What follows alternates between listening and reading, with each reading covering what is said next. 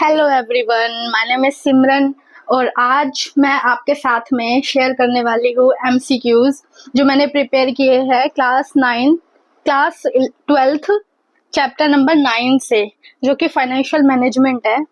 तो ये चैप्टर बहुत इम्पोर्टेंट है अगर आप एनसीईआरटीज कवर कर रहे हो तब। So let's get started. What is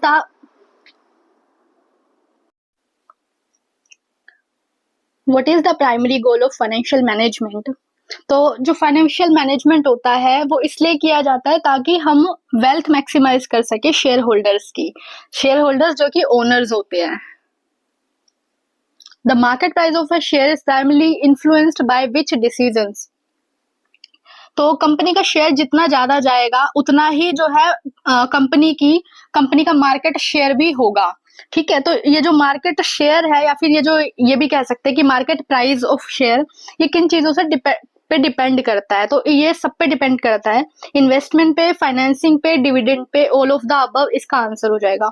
which of the following is a secondary objective of financial management? तो हमने पहले एमसीक्यू में देखा कि फाइनेंशियल मैनेजमेंट का जो प्राइमरी ऑब्जेक्टिव होता है वो होता है wealth maximization of owners or share holders. And जो नेक्स्ट ऑब्जेक्टिव होता है वो होता है प्रॉफिट मैक्सिमाइजेशन। क्योंकि जो प्रॉफिट मैक्सिमाइजेशन होता है वो हम जैसे इसी साल का करेंगे, ठीक है, लेकिन जब वेल्थ की बात आएगी तो वहां पर वो एक लॉन्ग टर्म का प्लान हो जाता है। What does the term liquidity refer to in financial management? तो फाइनेंशियल मैनेजमेंट के टर्म्स में लिक्विडिटी का मतलब होता है availability of cash. Which of the following is not an aim of financial management? तो answer C, ensure idle funds. अब जो आइडल फंड्स होते हैं ना वो रेवेन्यू जनरेट नहीं करते, तो इसीलिए फाइनेंशियल मैनेजमेंट का ये एम नहीं होता। बाकी सारे एम होते हैं। कॉस्ट ऑफ फंड्स को हम रिड्यूस करते हैं, रिस्क को अंडर कंट्रोल में रखते हैं, और इफेक्टिव एम्प्लॉयमेंट ऑफ फंड्स भी नेसेसरी होता है। बट एंश्योर आइडल फंड्स नहीं होता फाइनेंशियल मैनेजमेंट का aim. Wealth maximization concept refers to maximizing the wealth of, answer C, share holders. Which financial decision relates to the use of profits to pay dividends? जब हम profit में से हम जब dividend pay करते हैं तो ये प्राइमरली कंसर्न्ड होता है डिविडेंड डिसीजन से। What is the primary consideration in the investment decision? जब इन्वेस्टमेंट डिसीजन की बात होती है तो हम देखते हैं कि हम फिक्स्ड कैपिटल में इन्वेस्ट करें, ठीक है, यानी कि कोई मशीनरी परचेज करी हमने, कोई लैंड एंड बिल्डिंग अक्वायर करी, तो ये इसके लिए कंसिडरेशन होता है रिस्क और रिटर्न। इन्वेस्टमेंट डिसीजन में हम सबसे पहले ये देखते हैं कि हमारा रिस्क कितना है और उस रिस्क के बदले में हमें रिटर्न क्या मिल रहा है। ठीक है, तो answer C. What does solvency refer to? Solvency जो होता है ना वो लॉन्ग टर्म में कंपनी की कितनी उसके पास एसेट्स है कि वो अपने डेट्स को रीपे कर सके, उसको सोल्वेंसी बोलते हैं। What is the tool used in which of the following is a tool used in financial management to assess liquidity? Liquidity को असेस करने के लिए टूल है, तो करंट रेशो जो है ये एक टूल है। ये हम शॉर्ट टर्म में जब हमें लिक्विडिटी असेस करनी होती है तो हम करंट रेशो को यूज करते हैं। The goal of wealth maximisation is generally associated with, तो long term growth, answer B.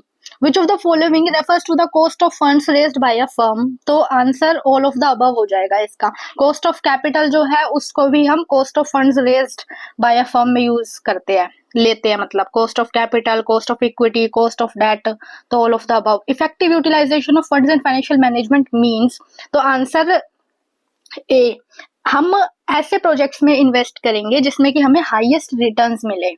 What is the impact on share price if the benefits from a financial decision are greater than the cost? तो share price जो है वो increase होगा जब cost से ज्यादा हमें बेनिफिट्स होंगे, ठीक है। Which of the following is a measure of company's profitability? तो नेट प्रॉफिट मार्जिन जो होता है कंपनी के प्रॉफिटेबिलिटी को शो करता है। Which decision involves determining the best mix of debt and equity? तो हम फाइनेंसिंग डिसीजन जो होता है उसमें बेस्ट मिक्स रखते हैं कि डेट हमें कितना लेना है या फिर इक्विटी कितनी लेनी है। The creation of reserve is primarily aimed at, जब हम रिजर्व्स की बात करते हैं ना तो वो हमारा पर्पस होता है कि हम ना रिस्क को, जो फ्यूचर में हमें रिस्क हो सकता है उसके लिए हम पहले से खुद को प्रिपेयर कर रहे हैं, तो answer C. Which of the following ratio indicates ability to meet short term obligations. Short term obligation की बात हो रही है तो answer B current ratio. Wealth maximisation is based on, तो आंसर सी मार्केट वैल्यू। जितनी ज्यादा कंपनी की मार्केट वैल्यू होगी उतना ही शेयर होल्डर्स को प्रॉफिट होगा, क्योंकि शेयर प्राइस जो है वो ज्यादा चला जाएगा ना, फिर हाँ शेयर प्राइस भी इंक्रीज होगा। The term owners in the context of financial management refers to, answer B share holders. अब ये इसके आंसर्स है, आप चेक कर लेना। The primary goal of financial management is to, answer C maximising wealth of owners. Which of the following is the key aim of financial management, तो answer C reducing the cost of funds procured. In financial management, term owners typically refers to, answer C shareholders. Wealth maximization in financial management refer to, तो answer B maximizing shareholder value. Which financial decision focus on how a firm should invest in funds, तो ये investment decision, answer B. The market price of a share will increase if benefits are greater than cost, तो answer B. Which of the following is not a basic financial decision affecting share price, तो production function, answer D. ये जो है share price को effect नहीं करेगा, बाकी तीन करेंगे। इन्वेस्टमेंट डिसीजन भी करेगा, फाइनेंसिंग डिसीजन भी करेगा, डिविडेंड डिसीजन भी करेगा। तो अब इन्वेस्टमेंट डिसीजन क्या होता है, जब हम फिक्स्ड एसेट्स में इन्वेस्ट करते हैं, ठीक है। और फाइनेंसिंग डिसीजन जिसमें हम डेट और इक्विटी का एक इक्वल बैलेंस रखते हैं। फिर डिविडेंड डिसीजन जब हम प्रॉफिट्स को यूज करते हैं, जो नेट प्रॉफिट आफ्टर टैक्स आता है उससे हम जब डिविडेंड पे करते हैं तो डिविडेंड डिसीजन होता है। Which of the following helps achieve primary objective of financial management, तो answer A effective utilisation of funds. जो हमारे पास फंड पड़े हैं, फंड्स है, जो पैसा पड़ा हुआ है उसको हम ऐसी जगह पे लगाए जहां पे हमें रेवेन्यू जनरेट हो, वहां से कुछ रिटर्न जनरेट हो। The creation of reserves in financial management is aimed at, answer B, ensuring safety of funds. Which of the following best describes liquidity? तो जो लिक्विडिटी की बात करते हैं ना, वो उसका मतलब होता है कि अवेलेबिलिटी ऑफ कैश। बट जब लिक्विडिटी और सोल्वेंसी में डिफरेंशिएट करना हो तो liquidity short term time period में आप कितने जो है आपकी सोल्वेंसी है, मतलब कितना आप डेट को पे कर सकते हो, तो लिक्विडिटी शॉर्ट टर्म के लिए यूज होती है, तो आंसर बी। और जो सोल्वेंसी होती है वो लॉन्ग टर्म के लिए होती है, तो answer B. Effective financial management ensures availability of funds at reasonable cost, answer A. हम देखेंगे कि हमने जो फंड्स का चाहे डेट हो चाहे वो इक्विटी हो, उसमें से कौन सा जो है हमको चीपर पड़ रहा है, ठीक है, रीजनेबल कॉस्ट पे होना चाहिए। Which of the following decisions involves distribution of profits to share holders, तो ये हो जाएगा हमारा dividend decision. The goal of wealth maximisation is generally preferred over profit maximization because, क्योंकि जो वेल्थ मैक्सिमाइजेशन है वो कंसीडर करता है long term share holder value को, तो answer B. Which decision is primarily concerned with the mix of debt and equity, तो ये हो जाएगा फाइनेंसिंग डिसीजन।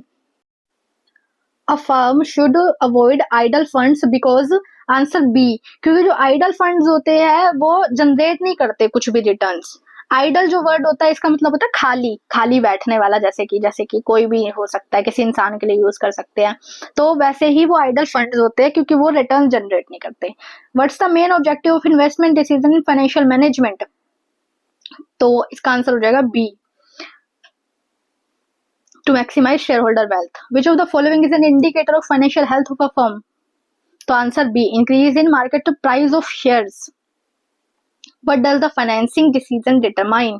फाइनेंसिंग डिसीजन जो होता है best mix of debt and equity होता है, तो आंसर ए हो जाएगा इसका। The term wealth in the context of financial management refers to market value of share holders equity, तो answer A. Which decision focus on how profit should be distributed to share holders, तो ये जो profit distribute करने की बात होती है ये हमारे डिविडेंड डिसीजन से होती है। नेट प्रॉफिट आफ्टर टैक्स जो होता है हम उसको डिविडेंड के तौर पे बांटते हैं। A firm's liquidity is important because, answer B, क्योंकि ये इंश्योर करती है कि फर्म जो है वो अपने शॉर्ट टर्म ऑब्लिगेशन को मीट करने में सफिशिएंट है भी या नहीं। विच of the following is not an objective of financial management, तो आंसर ए है। प्राइमरी ऑब्जेक्टिव ही ये होता है कि हम शेयर होल्डर्स की जो वेल्थ है उसको मैक्सिमाइज करें, एंश्योर करें सेफ्टी ऑफ फंड्स, ये भी एक ऑब्जेक्टिव है। Increasing the number of employees, अब एम्प्लॉय टर्नओवर जो होता है, जो मतलब कि नंबर ऑफ एम्प्लॉयज को बोलते हैं जो कि, तो अब हमें उसको बढ़ाना है, ये तो कोई ऑब्जेक्टिव नहीं होता, ठीक है, लेकिन मेंटेन करना लिक्विडिटी एंड सॉल्वेंसी को, ये भी एक ऑब्जेक्टिव होता है। हम पैसा इसीलिए तो उठाते हैं मार्केट से, फाइनेंसिंग डिसीजन का मतलब होता है कि आपने मार्केट से पैसा उठाया, तो हम इसलिए तो उठाते हैं ताकि अगर कोई कोई फर्म जो है वो लॉन्ग टर्म में और शॉर्ट टर्म में जो है अपनी डेट को पे करने का पोटेंशियल रखे, ठीक है, तो आंसर सी हो जाएगा इसका। What is the primary purpose of creating reserves, तो जो रिजर्व्स बनाते हैं हम रिस्क को मिनिमाइज करने के लिए बनाते हैं, तो इसका आंसर हो जाएगा C. Which of the following ensure effective utilisation of funds, तो आंसर ए, इन्वेस्ट करेंगे हम प्रॉफिटेबल प्रोजेक्ट्स में, उसी को हम बोलते हैं effective utilisation of funds. Which of the following best describe term dividend, dividend जो होता है एक पार्ट ऑफ प्रॉफिट होता है जो कि शेयर होल्डर्स को डिस्ट्रीब्यूट किया जाता है, तो answer A. Financial management primarily aims to, primarily aim बताना है हमें इसका, तो ये हो जाएगा आंसर सी, मैक्सिमाइज करना शेयर होल्डर्स की वेल्थ को, ठीक है। Which of the following is a key factor in determining market price of shares?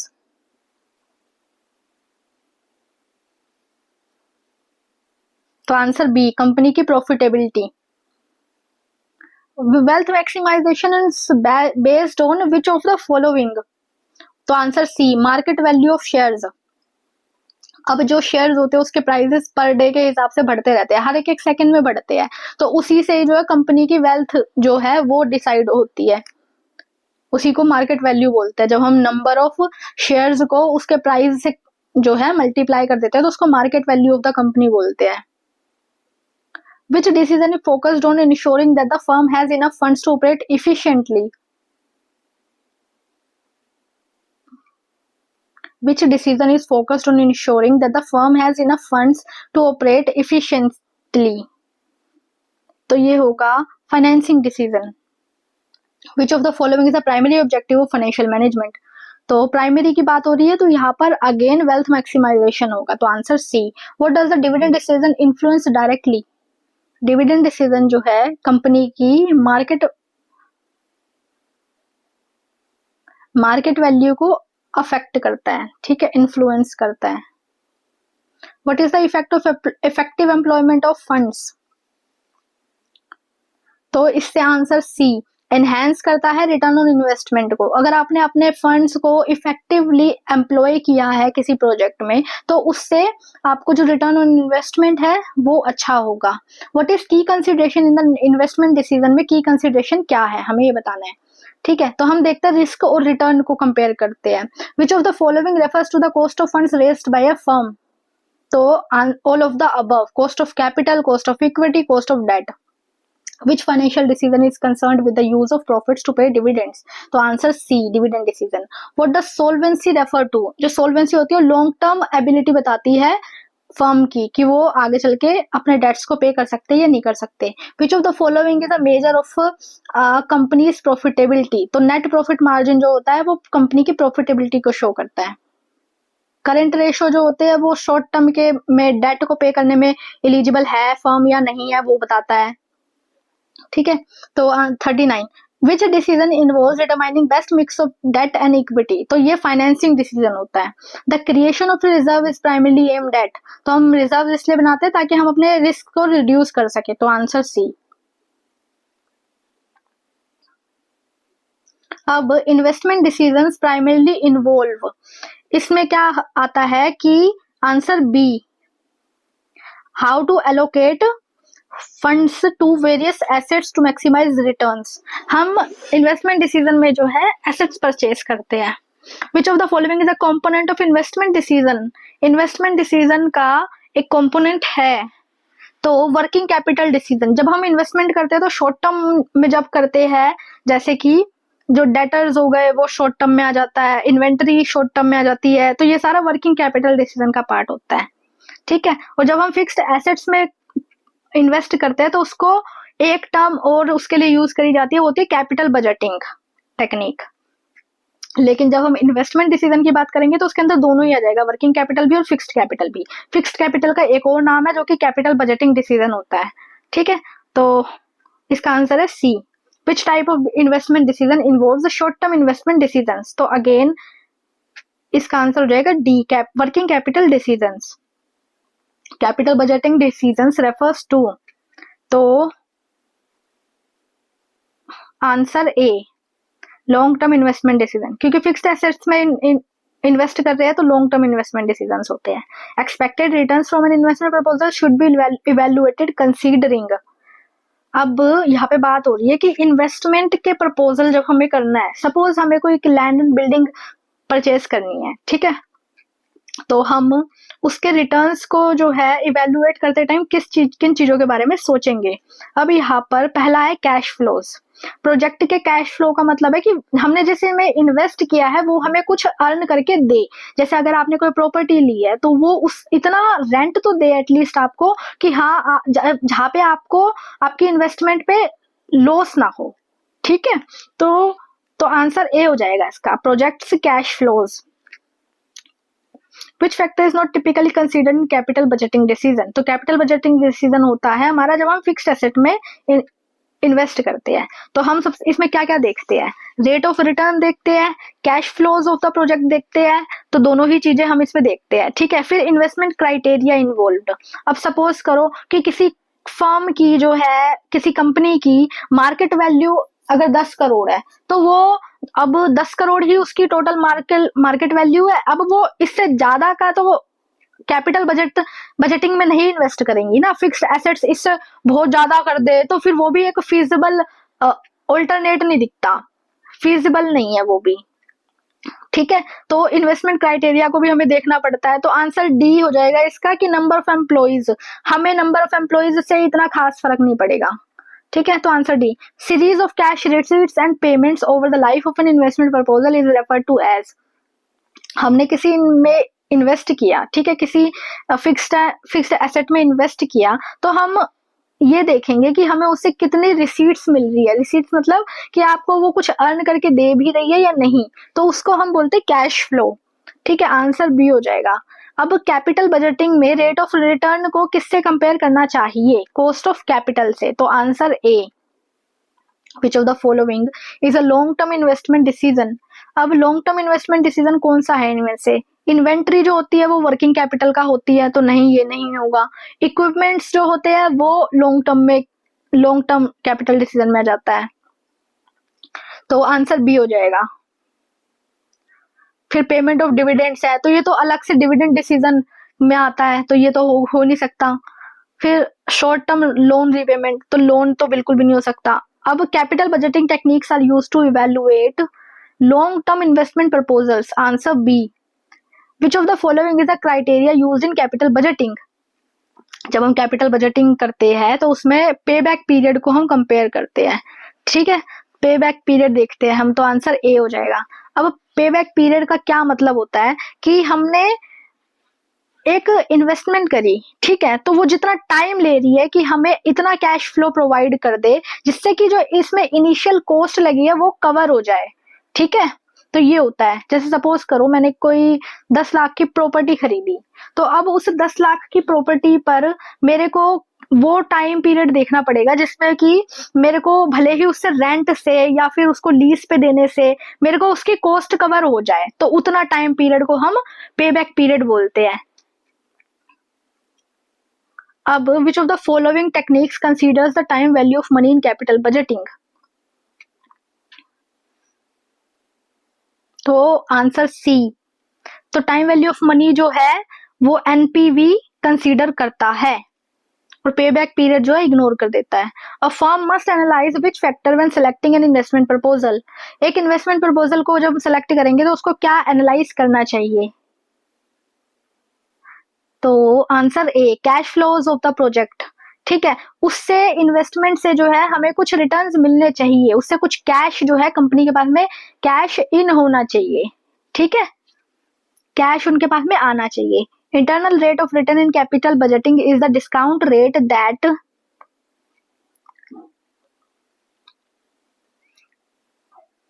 तो ये हो जाएगा makes the NPV of an investment zero, तो आंसर ए। अब इसमें शॉर्ट टर्म इन्वेस्टमेंट डिसीजन हमें बताना है, तो ये इन्वेंटरी मैनेजमेंट जो है शॉर्ट टर्म इन्वेस्टमेंट होता है। कैपिटल बजटिंग प्रोसेस हेल्प्स इन,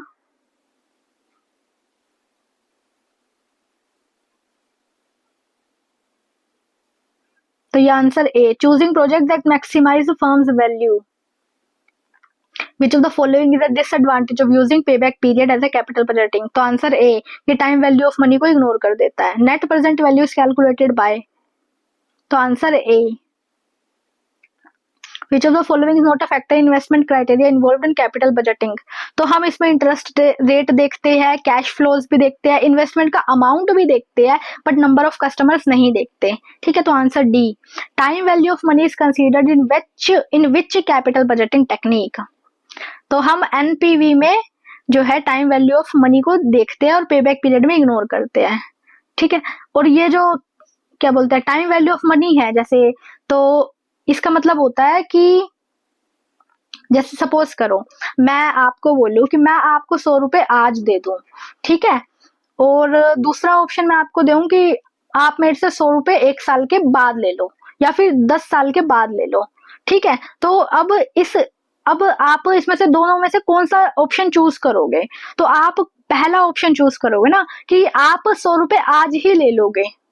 ठीक है, क्योंकि जब उसमें इन्फ्लेशन एडजस्ट हो जाएगा, जब आप 10 साल बाद में उस 100 रुपए को लोगे तो उसमें इन्फ्लेशन एडजस्ट हो जाएगा। आज के 100 रुपए अगले 10 साल में 100 रुपए ही रहेंगे, मतलब जो उसकी वैल्यू रहेगी इसकी क्या गारंटी है ना, तो इसी को टाइम वैल्यू ऑफ मनी बोलते हैं। Which of the following represents a higher risk in capital budgeting, तो आंसर ए, ऐसा प्रोजेक्ट जिसमें कि अनसर्टेन कैश फ्लोज हो। ठीक है, the profitability index in capital budgeting is calculated bye,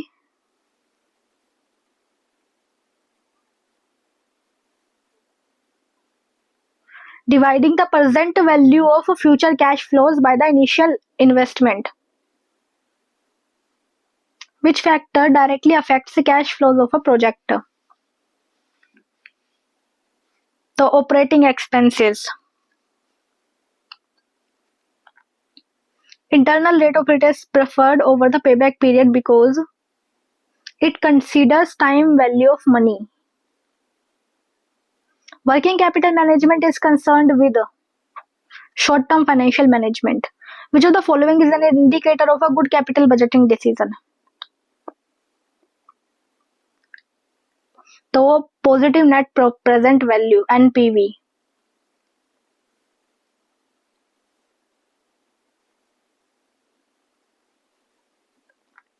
the cost of capital is important in capital budgeting because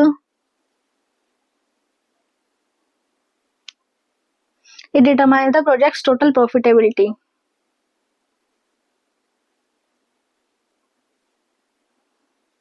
Which of the following is not a capital budgeting technique? तो debt to equity ratio is not a capital budgeting technique. Capital budgeting decisions are crucial because they impact long-term profitability. Answer B. Which of the following is considered a high-risk investment in capital budgeting? इसमें high risk investment बताना है, तो answer A, ऐसा project जिससे कि हमें कोई भी कैश फ्लो रिसीव नहीं होता, जिससे हमें कोई भी रिटर्न नहीं मिलते। ठीक है, तो आंसर ए जो है वो हाई रिस्क इन्वेस्टमेंट है। Working capital decision involve managing, तो अगेन ये हो जाएगा short term assets and liabilities, तो answer A. Profitability index is use in capital budgeting to, profitability index हम इसलिए यूज करते हैं ताकि हम इन्वेस्टमेंट के प्रोजेक्ट्स को रैंक प्रोवाइड कर सके, रैंक के बेस पे एडजस्ट कर सके। Which of the following is true regarding net present value technique, तो answer A, positive NPV indicates a profitable investment. Which factor would make a capital budgeting project less attractive, capital budgeting project को जो है कौन सी चीज less attractive बना देगी, तो अगर पॉजिटिव नेट प्रेजेंट वैल्यू है तो वो तो नहीं बनाएगी। ठीक है, फिर हाई ऑपरेटिंग कॉस्ट है तो इसका आंसर हो जाएगा ए, अगर उसकी ऑपरेटिंग कॉस्ट ज्यादा है, ठीक है, तो वो लेस अट्रैक्टिव हो जाएगा। विच of the following the method of evaluating long term investment proposals, तो पे बैक पीरियड ए, और बाकी एनपीवी भी है और आईआरआर भी है। ठीक है, ये इसके आंसर्स है।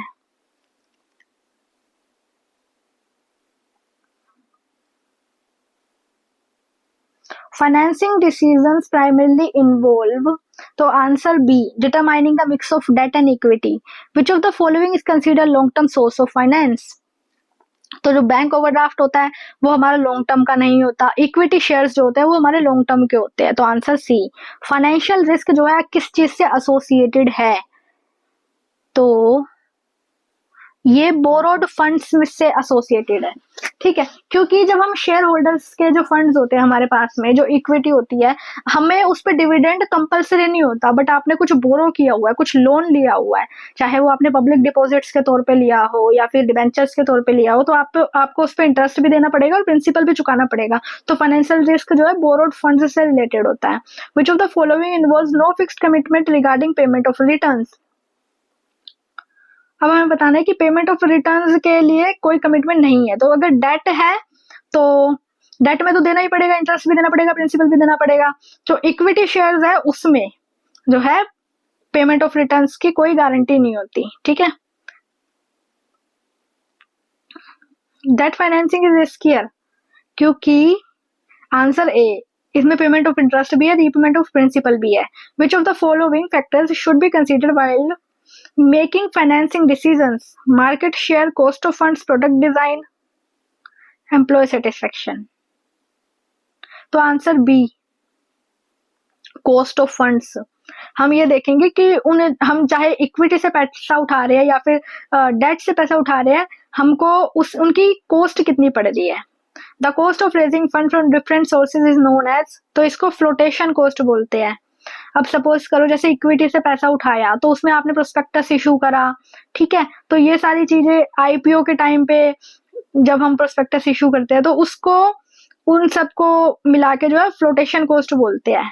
यानी कि कॉस्ट ऑफ फंड तो है ही, जो आपने इक्विटी से पैसा उठाया उसमें तो पैसा लगेगा ही लगेगा, लेकिन ये जो फ्लोटेशन कॉस्ट होती है, ये प्रोस्पेक्टस, ये सारी चीजों की होती है। Answer C, which source of finance is usually more expensive, flotation cost की वजह से जो है कौन सा सोर्स ऑफ फाइनेंस ज्यादा एक्सपेंसिव है। तो रिटेन्ड अर्निंग्स जो होता है उसमें तो कोई फ्लोटेशन कॉस्ट नहीं होती, क्योंकि वो क्या होता है कि नेट प्रॉफिट आफ्टर टैक्स जब बचता है हम उसमें से रिटेन अर्निंग भी रखते हैं और डिविडेंड भी देते हैं। ठीक है, तो ये हो नहीं सकता। बैंक लोन जो है, तो बैंक लोन डेट, एक तरीके का डेट है, और इक्विटी शेयर्स जो है वो इक्विटी होती है। अब इन दोनों में जो ज्यादा एक्सपेंसिव होता है फ्लोटेशन कॉस्ट के टर्म्स में, तो वो होता है इक्विटी शेयर्स। तो इसका आंसर हो जाएगा equity shares. A firm with a strong cash flow position is likely to, एक ऐसी फर्म जिसका कैश फ्लो पोजीशन जो है वो अच्छी है, तो आंसर बी, वो इजीली अपना इंटरेस्ट पे कर देगी बोरोड फंड्स पे। कंट्रोल कंसिडरेशंस इन फाइनेंसिंग डिसीजंस इन्वॉल्व,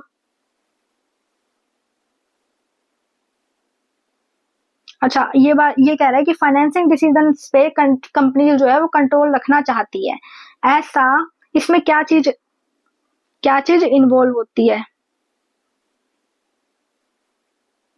तो आंसर बी, रिटेनिंग और diluting control over the business. अगर कंपनी इक्विटी इशू करती है तो उसमें कंपनी शेयर होल्डर्स के पास में जो है राइट्स हो जाते हैं। ठीक है, तो उनके पास इस तरीके से उनका जो कंट्रोल है, कंपनी का जो कंट्रोल होता है वो कम हो जाता है। तो आंसर बी है इसका। During a boom period firms are more likely to raise finance through, तो आंसर ए, इशू करेगी इक्विटी शेयर्स को, कंपनी इक्विटी शेयर्स इशू करेगी बूम पीरियड में। ठीक है, the period of finance refers to,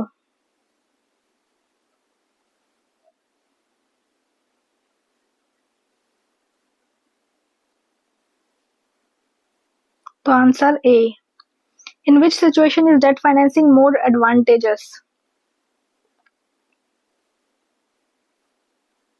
तो आंसर ए, जब company जो है अपने कंट्रोल को डाइल्यूट नहीं करना चाहती और शेयर होल्डर्स को नहीं देना चाहती, तो जो है डेट से पैसा उठाना प्रेफर करेगी company. Flotation cost are associated with, तो इश्यू करना इससे रिलेटेड है, जब हम न्यू सिक्योरिटीज इशू करते हैं तो उसमें फ्लोटेशन कॉस्ट आती है। Which source of finance involves a high risk due to interest obligations? Which source of finance involves high risk due to interest obligation? तो जो डेट होता है, बैंक लोन इसमें ऑप्शन में दिया हुआ है। बैंक लोन भी एक तरीके का डेट होता है और डेट के अंदर हमें इंटरेस्ट पे करना ही करना होता है। When the state of capital markets is in depression, firms are more likely to, तो ऐसी सिचुएशन में, डिप्रेशन की इस सिचुएशन में फर्म इशू नहीं करेगी इक्विटी शेयर्स को, ठीक है।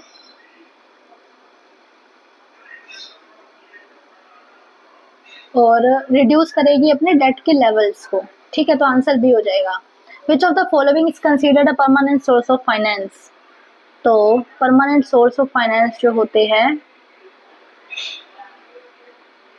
वो इक्विटी शेयर्स होते हैं, ठीक है। One of the major disadvantage of equity financing is, answer B, इसमें कंट्रोल जो होता है वो डाइल्यूट हो जाता है शेयर होल्डर्स के बीच में। The optimal capital structure of a firm aims to balance the mix of debt and equity, और इसी को फाइनेंसिंग डिसीजन भी बोलते हैं। Which factor does not directly affect financing decision? तो कंट्रोल कंसिडरेशन करता है, हाँ जी। जब हम इशू करेंगे शेयर्स को तो उसमें शेयर होल्डर्स के पास में कंट्रोल तो जाएगा ही ना ऑब्वियसली। तो जो कैश फ्लो पोजीशन है वो भी इफेक्ट करता है कि हाँ आप ऐसे उसमें फर्म में ऐसे इन्वेस्ट नहीं करोगे अपने पैसे को जिसमें कि आपको कोई कैश जनरेट ना हो। फिर एम्प्लॉय टर्नओवर जो होता है ये नहीं करता फाइनेंसिंग के डिसीजन को, और फ्लोटेशन कॉस्ट भी करती है। अगर ज्यादा फ्लोटेशन कॉस्ट होगी तो फिर क्यों भी कोई इक्विटी को रेज करेगा, है ना। फिर तो डेट के ऊपर ही जाएगा ना। The risk of default on payment of interest and principal associated with, तो डेट फाइनेंसिंग से एसोसिएटेड है, ठीक है। Which of the following would increase financial risk for a firm? Risk जो होता है तो इंक्रीजिंग डेट फाइनेंसिंग जो है वो रिस्क को इंक्रीज करेगा। Date financing is considered cheaper than equity financing because, debt financing जो होती है वो चीपर होती है। ऐसा क्यों है? क्योंकि इंटरेस्ट ऑन डेट जो होता है वो टैक्स डिडक्टेबल होता है। तो answer A. Which financing option is least likely to dilute the ownership of existing shareholders? तो इसका आंसर हो जाएगा raising funds through retained earnings, answer सी।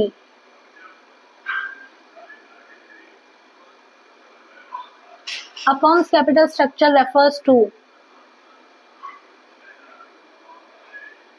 तो answer B. A judicious mix of debt and equity is necessary because, तो इसका answer हो जाएगा B. It balances financial risk and control. The tax deductibility of interest payments would makes which financing option more attractive? तो debt financing, answer B. Flotation costs are generally higher for which type of financing? Flotation cost equity के लिए होती है, ठीक है। A firm with a poor cash flow position should avoid,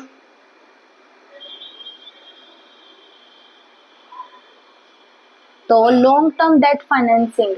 अगर उसके पास में कैश ही जनरेट नहीं होता है अपने ऑपरेटिंग एक्टिविटीज से तो फिर वो डेट क्यों ही लेगी, है ना।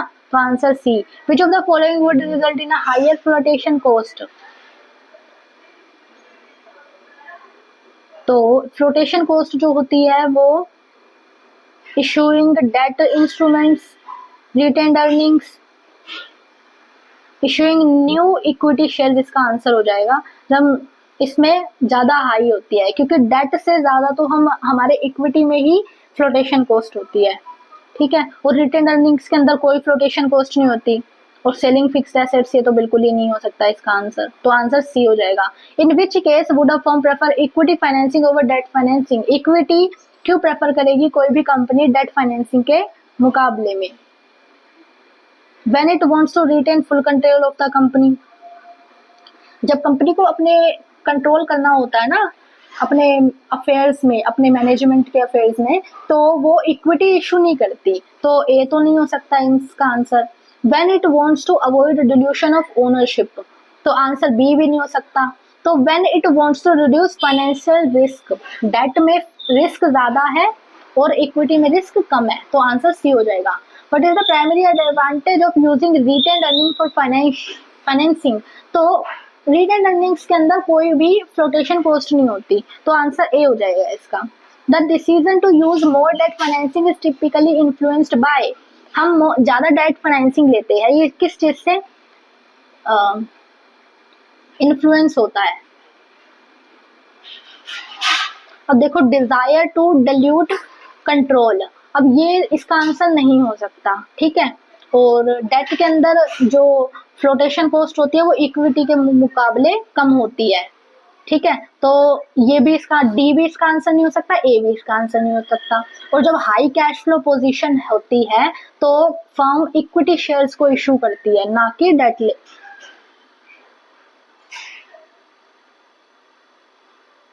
तो अब हमसे ये पूछा गया है कि हम डेट फाइनेंसिंग को प्रेफर करते हैं, ऐसा क्यों है, ठीक है।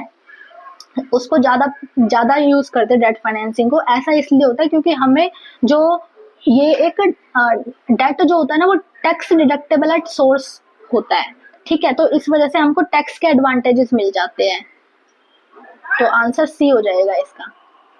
जैसे कि सपोज करो, एक एग्जांपल से समझते हैं। अब 100 रुपीज सपोज आपके पास में प्रॉफिट है, ठीक है। अब आपको उसमें इंटरेस्ट देना है, तो इंटरेस्ट डेट के ऊपर दिया जाता है, तो सपोज करो 10% है, तो अब 100 के ऊपर, सपोज करो आपके पास में 100 रुपीज प्रॉफिट है, उसमें से आपने 10% इंटरेस्ट दिया, तो आपके पास में बच गया 90 रुपीज, ठीक है। 10% इंटरेस्ट काटने के बाद में आपके पास बच गया 90 रुपीज। अब इस 90 रुपीज के ऊपर आपको जो है ना टैक्स पे करना पड़ेगा। सपोज 30% जो है वो टैक्स की रेट है, तो अब 90 के ऊपर जब आप 30% लगाओगे तो ये बन जाएगा 27। अब होता क्या, अब इसमें क्या होगा कि जैसे अगर आपने डेट नहीं लिया होता तो क्या होता कि आपको 100 के ऊपर टैक्स देना पड़ता, ठीक है। तो यहाँ पर इसीलिए टैक्स एडवांटेज के लिए हम जो है डेट को प्रेफर करते हैं, ठीक है। ज्यादा डेट इसलिए लिया जाता है इक्विटी के मुकाबले, तो answer C.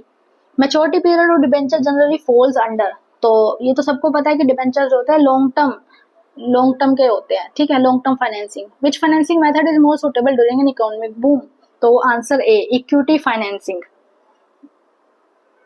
Higher reliance on equity financing typically leads to, जब आप इक्विटी पे ज्यादा रिलाई करते हो तो इससे होता क्या है कि इससे ओनरशिप जो होती है ना, ओनरशिप कंट्रोल, वो डिक्रीज हो जाती है। Which of the following is not a factor affecting financing decisions, finance के डिसीजंस को अफेक्ट नहीं करता, टैक्स कंसिडरेशन करता है, हाँ जी करता है। हम डेट को ज्यादा प्रेफर करते हैं, डेट का रेशियो जो है ज्यादा रखने की कोशिश करते हैं ताकि हमें टैक्स के एडवांटेजेस हो, ठीक है। एम्प्लॉय सेटिस्फेक्शन नहीं करता, कंट्रोल कंसिडरेशन करता है, कंट्रोल कंसिडरेशन करता है। क्यों? क्योंकि अगर हम इक्विटी इशू करेंगे तो हमारा कंट्रोल जो होता है कंपनी का वो डाइल्यूट हो जाता है। फ्लोटेशन कॉस्ट वो कॉस्ट होती है जब कंपनी शेयर्स को इशू करती है और जो खर्चा आता है तो उसको फ्लोटेशन कॉस्ट बोलते हैं। तो ये तीनों चीजें करेंगे, ए करेगा, सी करेगा, डी करेगा, बट बी नहीं करेगा, तो answer B. Why might a firm prefer debt financing over issuing new shares? Debt financing को प्रेफर क्यों करती है फर्म्स? तो आंसर ए तो इसका नहीं हो सकता। To maintain control with existing share holders, ये हो सकता है, ठीक है। और डेट जो होता है वो ज्यादा रिस्की होता है, तो ये तो सी इसका आंसर नहीं हो सकता। टू अवॉइड पेइंग इंटरेस्ट, तो इंटरेस्ट तो आप किसी भी हालत में अवॉइड कर ही नहीं सकते, ठीक है, वरना कंपनी पे केस हो जाएगा, तो आंसर बी जो है वो इसका आंसर है। Which of the following increases when a firm uses more debt financing? अगर ज्यादा डेट फाइनेंसिंग लेती है कोई भी कंपनी तो उससे क्या इंक्रीज होता है? तो फाइनेंशियल रिस्क इंक्रीज होता है। Control consideration often lead firms to, अब जब कंट्रोल नहीं डाइल्यूट करना चाहती कोई भी फर्म, तो वो क्या करती है, वो डेट फाइनेंसिंग को या फिर रिटेन्ड अर्निंग्स के जो ऑप्शंस होते हैं उनको देखती है। ठीक है, अगर उसका रिटेन अर्निंग से काम चल रहा है तो डेट फाइनेंसिंग भी नहीं करती। तो इसमें से ही कोई किसका आंसर होगा, ये इसके आंसर्स है, यू मे चेक इट। तो आंसर सी है, देखो 40 का रिटेन अर्निंग्स, क्योंकि डेट को भी प्रेफर करेगी, इक्विटी से ज्यादा प्रेफर करेगी जब उसको कंपनी की ओनरशिप को डाइल्यूट नहीं करनी, तो डेट को प्रेफर करेगी। और डेट से भी ज्यादा अगर उसका काम चल रहा है तो रिटेन अर्निंग को यूज करेगी। तो retain earning most suitable option था, इसलिए हमने इधर यूज किया। Which factor directly influences a company's ability to pay dividends. अब कंपनी को डिविडेंड पे करना है तो उसमें से कौन सी चीज कौन सा फैक्टर इन्फ्लुएंस करेगा। तो अगर आपने ये वाला जो पैराग्राफ था ये पढ़ा होगा बुक के अंदर कि कौन कौन से फैक्टर्स जो है वो डिविडेंड डिसीजंस को अफेक्ट करते हैं, तो आपने उसमें पहली चीज देखी होगी कि जो अर्निंग्स होती है कंपनी की वो अफेक्ट करती है। ये एक प्राइमरी कंसर्न की चीज होती है अर्निंग्स। सपोज आपके पास में कंपनी कुछ कमा ही नहीं रही है तो फिर वो डिविडेंड कहाँ से डिक्लेयर करेगी, है ना। तो अर्निंग्स इसका आंसर हो जाएगा। Companies with high and stable earnings are more likely to declare high dividends.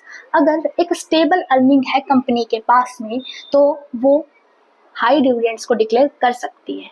ठीक है, तो आंसर ए हो जाएगा। The policy of maintaining a consistent dividend per share regardless of minor earning changes is known as. अब suppose करो एक company है, उसको ओवर द ईयर्स अच्छा प्रॉफिट होता है, ठीक है, लेकिन कोई साल उसके पास में कंपनी के पास ऐसा आया जिसमें कि उसको प्रॉफिट नहीं हुआ, ठीक है, लेकिन शेयर होल्डर्स चाहते हैं कि हाँ उनको जो है डिविडेंड मिले, तो क्या इस बार कंपनी मना कर देगी? नहीं, मना नहीं कर सकती, क्योंकि ये जो ब्रेक आया है ना उनको अर्निंग ना मिल पाने का, ये एक टेम्परेरी है। ठीक है, तो इसको बोला जाता है स्टेबिलिटी ऑफ डिविडेंड्स के नाम से, क्योंकि जो आपके डिविडेंड्स एक स्टेबल उससे मिलने चाहिए, मतलब कंसिस्टेंटली जो है उनको मिलने चाहिए ये चीज, यानी कि आपकी अर्निंग जो है वो ज्यादा फ्लक्चुएट ना करे। ठीक है, which of the following is likely to result in lower dividend payouts. एक चीज और, अगर सपोज किसी कंपनी के ग्रोथ प्रोस्पेक्ट्स जो है वो अच्छे हैं, ठीक है, तो वो जनरली लो डिविडेंड्स को पे करती है। ऐसा क्यों होता है? क्योंकि फिर वो कोशिश करती है कि पैसा जो वो सेव करेगी, चाहे वो रिटेन्ड अर्निंग्स के फॉर्म्स में हो या फिर रिजर्व्स के फॉर्म्स में हो, तो वो उस पैसे को री इन्वेस्ट कर सके।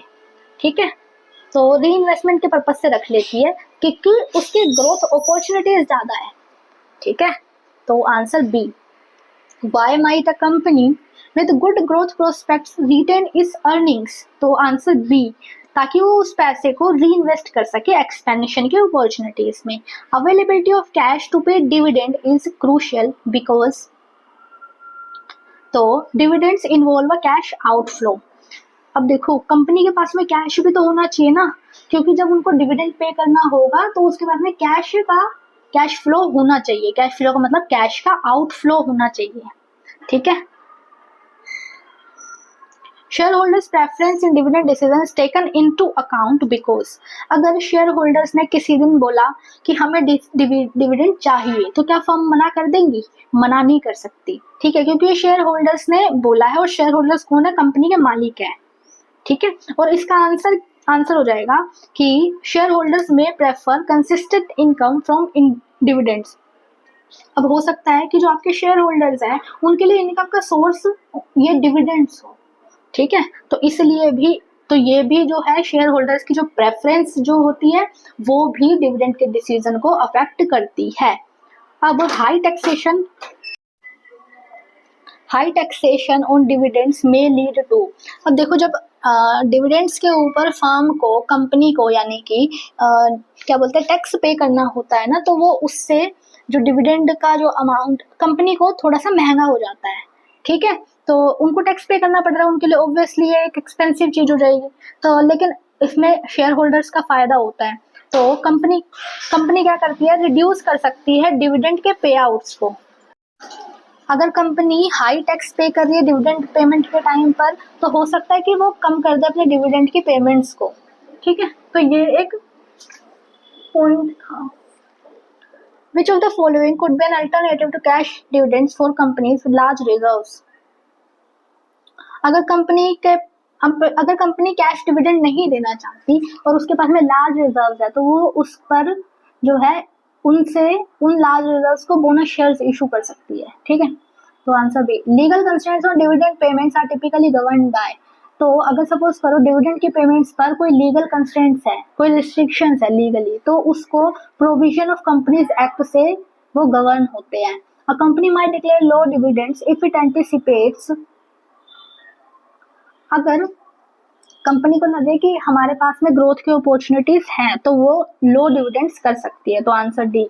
Stable dividend policy is preferred by companies because, answer B, it maintains share holder trust and confidence. ठीक है, companies with irregular in earnings might adopt which dividend policy. तो अगर जिसके पास में रेगुलर इन अर्निंग्स है, जिस कंपनी के पास में, वो तो एक स्टेबल डिविडेंड पॉलिसी अडॉप्ट करेगी। बट जिसके पास में स्टेबल अर्निंग्स नहीं है, यानी कि इरेगुलर अर्निंग्स है, तो वो रेसिडुअल जो होती है डिविडेंड पॉलिसी, उसको अडॉप्ट करेगी। तो answer C. The decision to pay dividends in the form of bonus shares can be influenced by. तो अगर सपोज करो कि कोई फर्म है, उसने डिसाइड किया है कि वो डिविडेंड्स को बोनस शेयर्स के फॉर्म में देगी, तो क्या इसके रीजंस हो सकते हैं? तो इसके रीजंस जो मोस्ट सुटेबल ऑप्शन मेरे को इधर दिखता है वो टैक्स कंसिडरेशन होगा। ठीक है, dividends are paid out of. तो डिविडेंड्स हम कब पे करते हैं?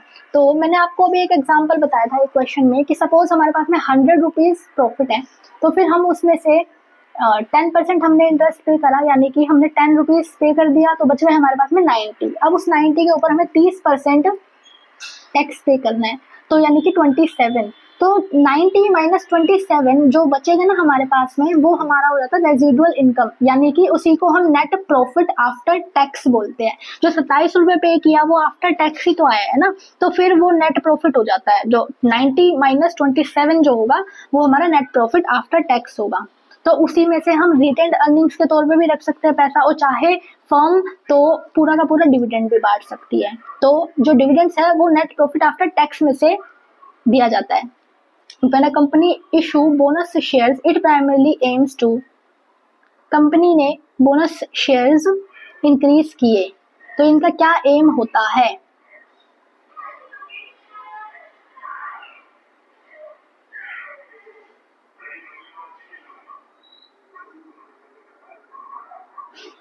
Enhances capital base. Answer B.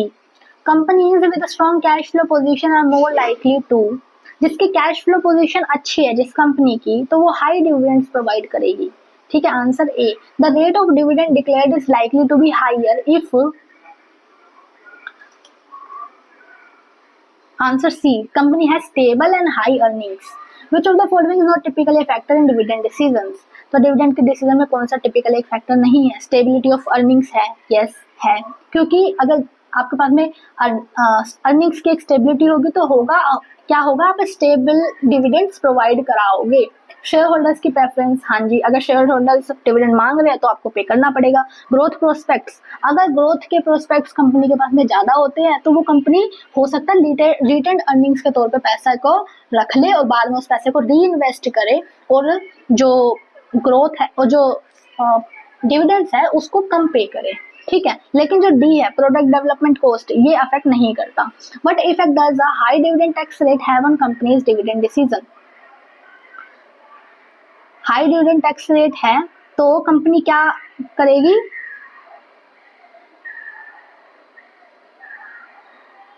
तो answer D, result in lower dividend payments.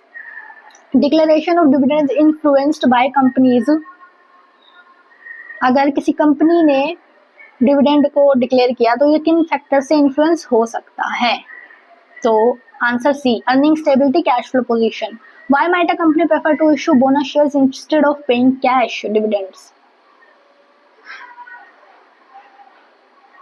To retain more earnings for growth. अब ये जो आंसर है ना इसका, ये सुटेबल आंसर है, मोस्ट सुटेबल, इसलिए हमने ये चूज किया है। ठीक है,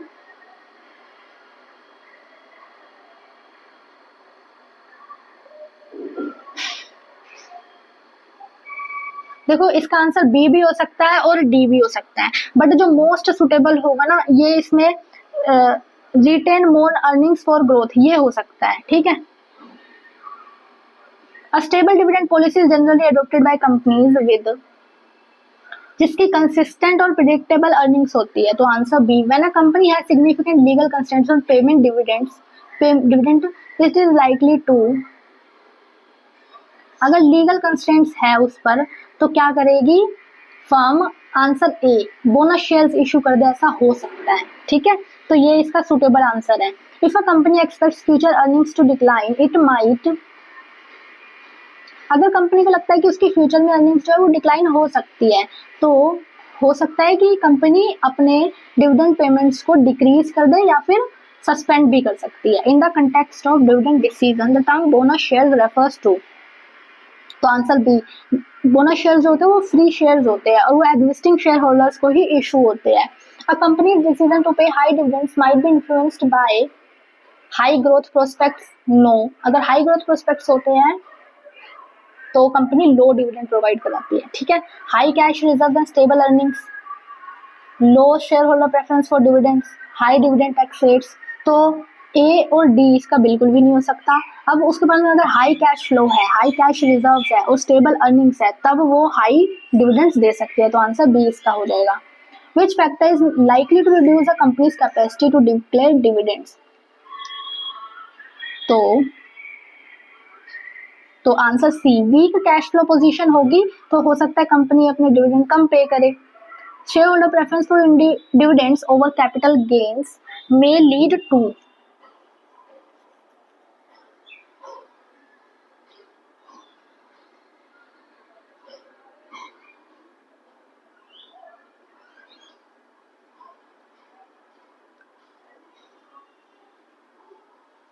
higher dividend payouts, तो answer B.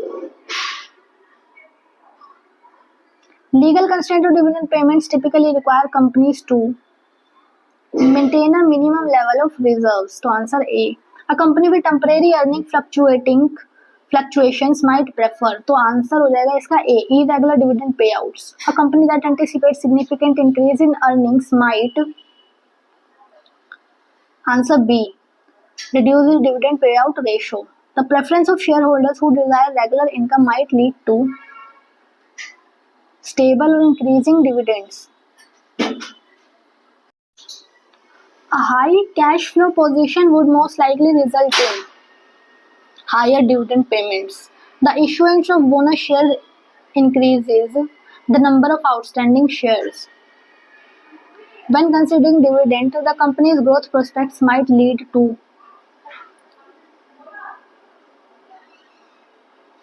dividend cuts or suspension, answer B. Company with a fluctuating earnings might adopt a, तो answer D, residual dividend policy.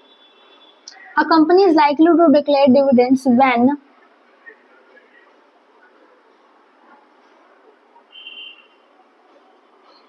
when its shareholders prefer immediate returns. If a company faces high flotation cost, it might rely more on retained earnings, ठीक है। When a company has excess cash but limited growth opportunities,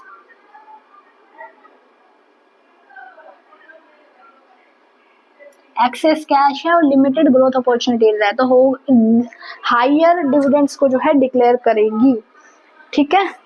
ऐसा क्यों होता है, मैंने आपको बताया था कि जब किसी कंपनी के ग्रोथ प्रोस्पेक्ट्स ज्यादा होते हैं तो वो कम डिविडेंड को डिक्लेयर करती है क्योंकि उसको रीइन्वेस्टमेंट के लिए पैसा रखना होता है, ठीक है। लेकिन जब ग्रोथ की अपॉर्चुनिटी उसके पास में बहुत लिमिटेड होती है तो वो उस पैसे को बांट ही देती है डिविडेंड के तौर पे। A stable dividend policy is often associated with, answer B, companies aiming to build shareholder trust. Which of the following factors is most likely to lead to an increasing dividend payouts? तो यहाँ पे increase की बात हो रही है dividend में, तो हम कब करेंगे जब हमारे पास में वीक कैश फ्लो होगा, नहीं, वीक कैश फ्लो होगा तो डिविडेंड क्यों पे करेंगे। हाई ग्रोथ प्रोस्पेक्ट्स होंगे तो हम डिविडेंड को रिड्यूस कर देते हैं। Share holder preference for dividends, अगर शेयर होल्डर प्रेफरेंस कर रहे हैं, शेयर होल्डर्स मांग रहे डिविडेंड्स, तो हमें पे करना पड़ेगा। The decision to retain earning rather than pay dividend is influenced by, तो ये हम रिटेन अर्निंग के तौर पे पैसे को रख रहे हैं इंस्टेड ऑफ पेइंग डिविडेंड्स। ऐसा हम क्यों करते हैं? ताकि हम ग्रोथ अपॉर्चुनिटीज को कंसीडर कर सकें। तो answer C, which factor would most likely reduce the company's dividend pay out ratio, एक कंपनी के डिविडेंड पे आउट रेशो को इन्फ्लुएंस करेगा। तो ये सिग्निफिकेंट अपकमिंग इन्वेस्टमेंट प्रोजेक्ट्स, तो answer C, issuance of bonus shares usually indicates, आपने bonus shares issue करे, इससे क्या पता चलता है?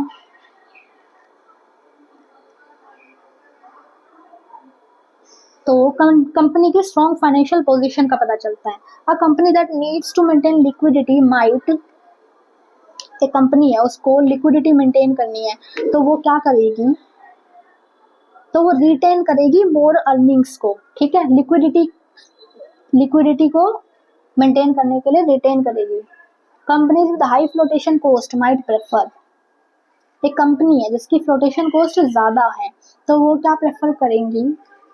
तो answer C, relying on retain earnings. Which of the following might discourage a company from paying dividends, dividend pay करने से कौन सी चीज डिस्करेज करती है? तो सपोज, हाँ, तो answer C, significant debt obligations. अगर उसके बाद में सिग्निफिकेंट अमाउंट में डेट्स हैं, तो वो पहले डेट ही तो पे करेगी ना कंपनी। क्यों? क्योंकि अगर आप पहले ही शेयर होल्डर्स को बांटने लग जाओगे, तो जो आपके लेंडर्स है जिन्होंने आपको पैसा दिया हुआ है, वो खड़े नहीं हो जाएंगे कि हाँ हमें तो पहले दिया नहीं। अ कंपनीज एबिलिटी टू पे डिविडेंड इज रिस्ट्रिक्टेड बाय, तो अगर लीगल रिक्वायरमेंट है रिजर्व्स को बनाए रखने की, इससे इन्फ्लुएंस हो सकती है, ठीक है।